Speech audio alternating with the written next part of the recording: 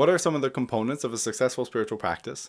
And how can we critique and troubleshoot our own path and our own practice so that we can better understand some of the pitfalls and some of the walls we're hitting in our own development? That's what we'll be taking a look at in today's video. Enjoy.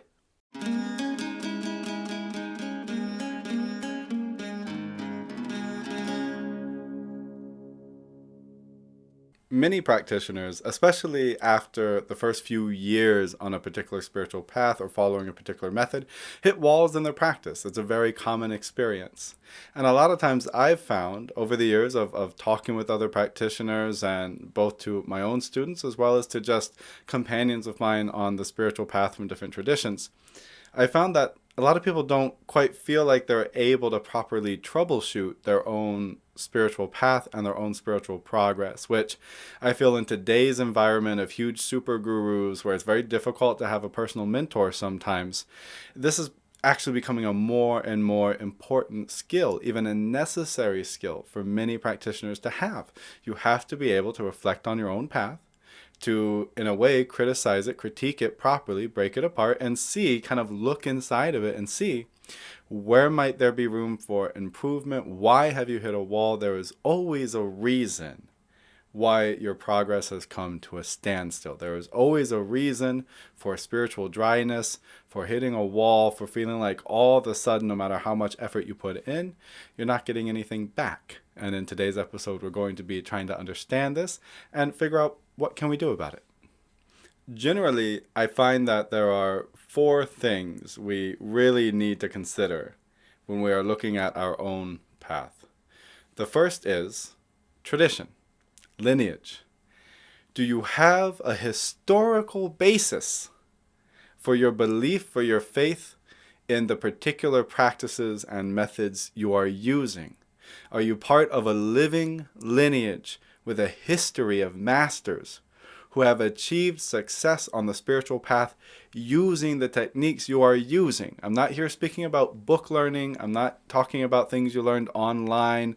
I'm saying, are you part of a provable, traceable, living lineage of masters? This is the first thing. What is the situation of your lineage? Secondly, do you have a mentor? Do you have somebody who can actually give you some personal guidance? Or are you just trying to guide yourself with different self-help things and books and things that you read online? Without somebody who is a more developed and experienced practitioner helping you look at and critique your experiences and your practices, it's going to be very difficult to make any serious progress with the methods that you're using. So the second point that I find very important is there any mentorship happening? Meaning, is there a living teacher who you are learning from actively? Thirdly, is your lifestyle similar or in any way comparable to the lifestyle traditionally advocated by the lineage and the methods that you're using in your path? Is your day-to-day life, what you eat, what you drink, what you spend your time on throughout the day, in any way comparable to the way of life of the masters of the lineage that you are using and partaking of? This is a really important issue, and we'll get really deeply into this because it deals with a lot of aspects of just proper living on the spiritual path, which I find this to very often be one of the main culprits for people's lack of progress. And finally, the fourth point that I think is very important is, are you doing anything to give back to the universe? Are you doing anything to give back in exchange for all the blessings that you are trying to gain from the universe through your prayers, through your practice, through following the methods and following the teachings of your guide? Are you doing anything to give back to the universe? Or are you just taking? Because eventually that well will run dry. So these are 4 things that I think are often at the basis. We could go much further, and really there's many subtle details, but I've tried my best to sum up 4 basic principal stances, 4 basic things we need to be able to look at to better critique and understand some of the issues we may be experiencing with our path. Now, the first of these is very important, but strangely enough, somewhat controversial in today's spiritual world, even though it's never ever been an issue of controversy before, and that's the issue of lineage, tradition. As more and more spiritual practitioners, and especially as more and more spiritual teachers pop up out of the woodworks with all kinds of new systems and ideas and teachings, and they start writing books and making videos and popping up on shows and interviews, and they begin to attract a following, there hasn't been a very good vetting process that happens. Usually all that happens is people say, oh, I like the things this person is saying. I like some of the techniques that they're giving. I like the kind of charisma they have about them. And that's kind of a dangerous way of thinking, because charisma and realization are not the same thing. Someone can be very charismatic and be an absolute idiot when it comes to the words coming out of their mouth. They may have no reason or basis for what they're saying. It helps tremendously on the path if there's a basis for your faith, for your belief in the practices and methods which you are using. That's what lineage is all about. A lineage, being part of a living lineage, allows us to look back at a history, sometimes a very long history, 40, 50, 60 generations, of accomplished masters who accomplished what they did using the same techniques you're using today. Oftentimes when people hit a slump in their practice, they suffer from a lack of faith. And even it's hard to see which comes first. Did they hit the slump and then they had a lack of faith? Or did they always have a lack of faith? And that's what eventually inevitably led to hitting a wall.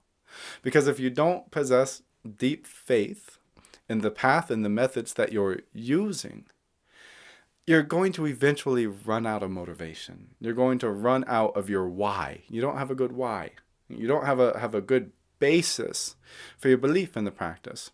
And as a result, it's going to be really hard to dedicate yourself to something for years on end that you don't have a strong foundation in terms of your belief and understanding of why you should use this practice. Why should you believe in this practice? Why should you dedicate years of your life to this practice, to this method, to this particular tradition? So lineage is very important, because when you're part of a living lineage, you are able to reflect deeply on the masters of that lineage. And this helps bestow a lot of faith in your practice. It can help you pick yourself back up and remind yourself, I am this next generation of practitioners. I am part of this living tradition. I have faith because the masters before me, they accomplished what they did using these same methods. I know that these are the methods they use because I learned them from my teacher, who learned them from theirs, who learned them from theirs, who learned them from theirs, going back for generations. That's the first essential point. Is there a lineage? Is there a historical basis for why you think the practice will work and for why you should have faith in the practice and in the method? Because if there isn't, one of two things may be happening. For one, you just may have really always lacked the conviction necessary to apply yourself to the technique because you didn't have faith in the technique and in the methods because there was no lineage there to help give you faith. Or it's not a working method, and you have no reason to believe it's a working method, other than just that you read it in a book somewhere at one point, or someone who you liked and appreciated and you thought they were charismatic and they gave the teaching, and so you started doing it. And the truth is, it may give you a little bit of results early on because it follows some of the basic principles of a method such as yoga. But that doesn't mean it has any actual legitimacy to it to help you get through these slumps and these walls on the path. The second point that you have to look at is there a living teacher? And I don't just mean somebody far off on the YouTube channel who you like to follow and you like to watch their events because they're very popular. I mean, do you personally have a living teacher who is able to look at your practices with you, help you understand some of the problems that you're having, and especially, most importantly, make sure you're doing the practice the right way. Make sure you're following the method the right way. So many practitioners I've met over the years, because of a total lack of mentorship in their spiritual life, have just subtly, it's like they played a game of telephone with themselves. Right? Somehow over the course of a year or 2 or 3 years, they accidentally, in subtle ways, changed the technique that they were practicing in a dozen little things and in a dozen little parts, so that a few years later, when you see that what method they're practicing, it doesn't resemble the actual authentic technique or method. So this is one of the reasons why not only just spiritual companionship, having friends on the spiritual path you can speak with and check up with who can help you reevaluate your practices and how you're applying yourself, but also specifically spiritual mentorship. You have a living spiritual mentor, spiritual teacher, guide who is helping you, who knows you, who knows your name, who knows your life, who would recognize your face. Do you have a living mentor who can help guide you and teach you so that you can better understand how to apply yourself to the path? Because the spiritual sciences and the esoteric sciences are a vast system of study. You're not going to get it on your own. You need a mentor with it. It's just like with any other discipline on earth that you want to exceed at. The best way to exceed in it is through mentorship and dedicated learning from a qualified instructor. So this is the second point. Either there's a lack of regular mentorship due to how popular or how large a teacher may be, and in some cases even an utter lack of mentorship due to how popular the teacher may be. Or you're just been running through different books and videos self-teaching, and therefore you don't have a living lineage and you don't have a living teacher, a living mentor. And as a result of that, you really are severely lacking in some of the most important tools necessary to avail yourself of the spiritual path and to make the progress that you could be making. The third point, and this is generally the case with most practitioners that I meet, at least especially in Western countries, is the issue of lifestyle. Is your lifestyle in any way conducive to the achievements and signs of success of the spiritual path? Or is what you eat, what you drink, the people you spend time around, the place where you live, all these other things, the music you listen to, how many things in your life are creating a tug, a pull in the opposite direction of where the spiritual path is trying to pull you, which is towards happiness, which is towards constancy, which is towards a constant peace and contentment and rest, right? And freedom. How many things in your life are actually boxing you in, binding you psychologically, ideologically, physically, chemically, through drug abuse, through cigarettes, through lots of alcohol, through eating bad food, through eating way too much of certain kinds of foods, by not taking care of your body properly? Are you breathing clean air? Do you live in a city with clean air? Are you able to have access to clean drinking water that isn't filtered and full of chemicals? Can you get actually good spring water? Are you able to have access to good, clean food? Can you go out of your way to make sure that your diet is full of organic ingredients so that you're not just eating pesticides and drinking pesticides all the time?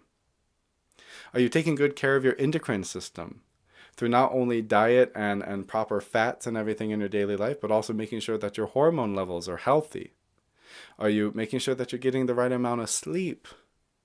All of these things, every single one of them, is going to influence your spiritual practice. And the only person who doesn't see this is someone who completely lacks self-reflection and self-examination. Because if you closely watch yourself all day long, and then you watch yourself when you sit to do your practice, you will see how the events of your day, the psychological events, the physical events, the emotional events, ended up influencing your spiritual practice, ended up influencing your meditations and your exercises that day. A spiritual practitioner should be somebody who is strong, somebody who is psychologically strong, somebody who is emotionally strong and healthy. By strong here, I mean healthy. Someone who's physically strong and healthy. Just make sure you can touch your toes. Make sure you can stretch. Make sure that you're not tired all the time with big rings underneath your eyes and losing your complexion and your voice being weak. All these things show that your body is starving for energy. Your body needs vitality. Every spiritual discipline in the world works better in a healthy, fresh, vitalized mind and body. Take care of your brain. Take care of your body. Do some exercise. Do some stretches. Change your diet. Look at your diet closely. If the spiritual path is meant to be the most important thing in life, then that means your favorite foods now need to pay obeisance to the spiritual path and to the needs and the demands of the spiritual path. So don't allow fixations and habits that you have to stand in the way of your practice. Of course, there are dimensions to spiritual discipline that go far beyond simple physical daily habits. And some people, such as those living in very large populated cities, it may be very difficult to have access to clean air and to clean water. And depending on finances and the economy, it can be even hard to get access to clean food. So you have to do the best that you can, which means not just giving up with a negative mindset and hoping for the best, but actually even paying more attention to every single little thing. If you can't do anything about the quality of air where you live, well, then you better be working really hard to try to ensure the quality of your food and the quality of your water.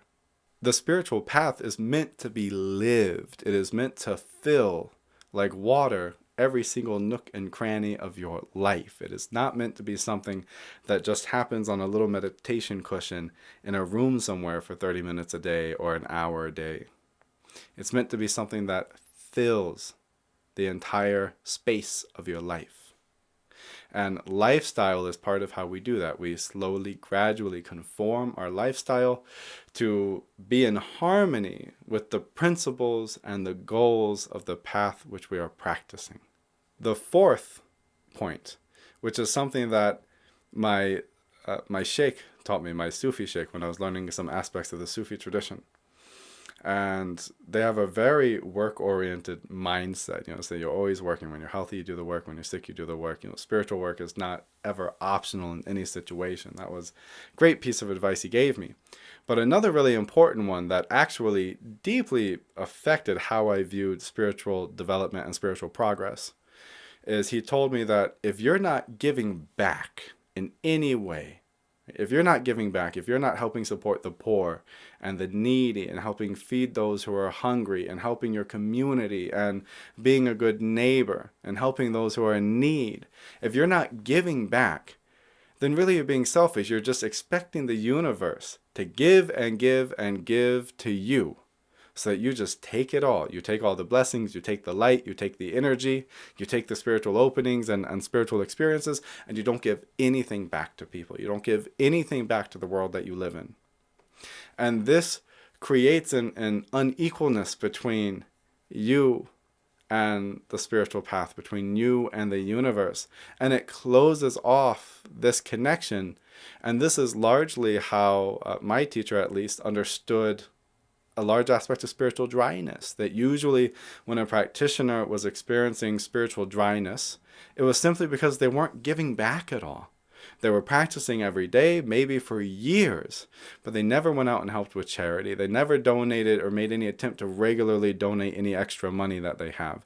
They never tried to donate their time to people. They never even just walked around the neighborhood and picked up trash on the side of the road to keep things clean. There's no attempt to give back.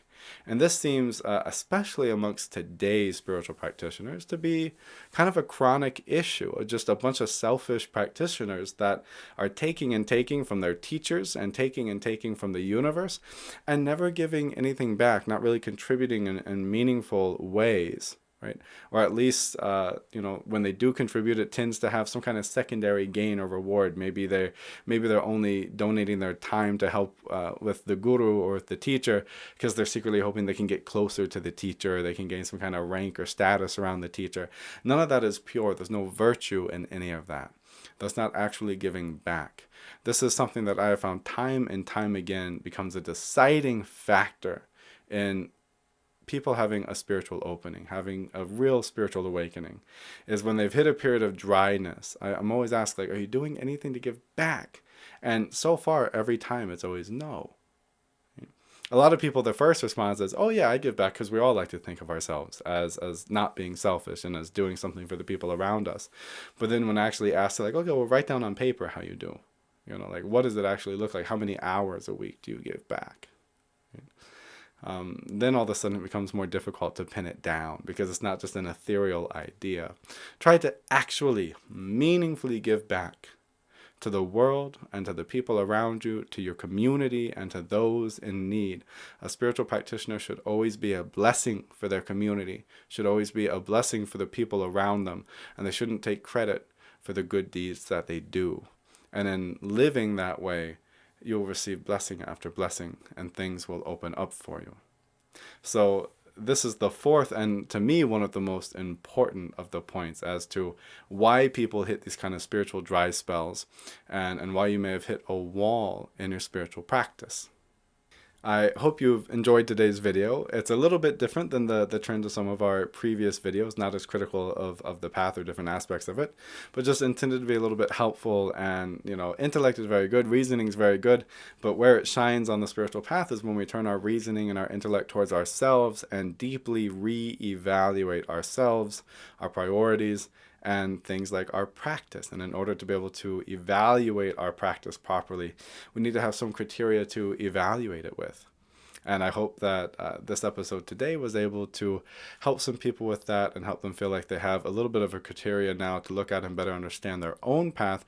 And maybe even if you're not experiencing a period of dryness or hitting a wall in your practice, just this information will help you continue to refine and to develop your own spiritual practice and lifestyle. Thank you all, and I hope you've enjoyed.